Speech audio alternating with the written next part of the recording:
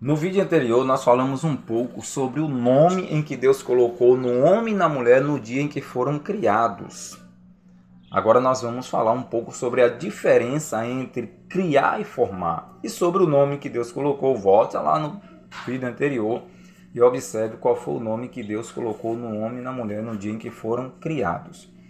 Para começar, lá em Gênesis, no capítulo 1, versículo 27, você vai ver o texto dizendo assim: E criou, pois, o Senhor, o homem, à sua imagem e semelhança. Homem e mulher os criou. É uma ideia de criar.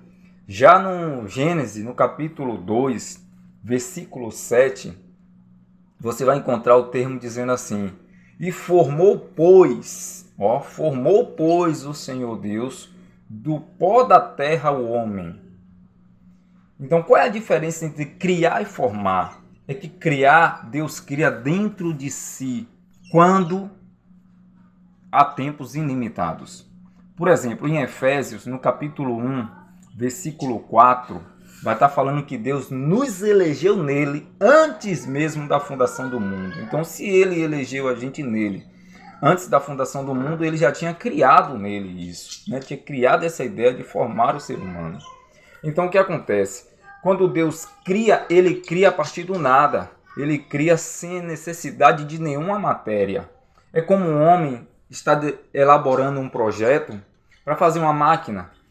Esse projeto está criado dentro da mente dele, ele passa para o papel e depois vai materializar essa máquina. A mesma coisa foi o que Deus fez. Criou dentro de si o homem, certo? Depois ele vai formar o homem. Para formar ele precisa da matéria. Qual é a matéria que ele usou para formar o homem? O barro da terra. Foi a matéria que ele formou o homem. Por isso que em Gênesis, no capítulo 2:7, fala: formou, pois, o homem do pó da terra. Então essa é a diferença entre criar e formar.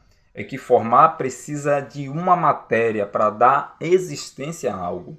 Mas criar não. Nós somos criados em Deus. Fomos criados em Deus. Aí você entende que a sua idade diante de Deus não é essa que você pensa.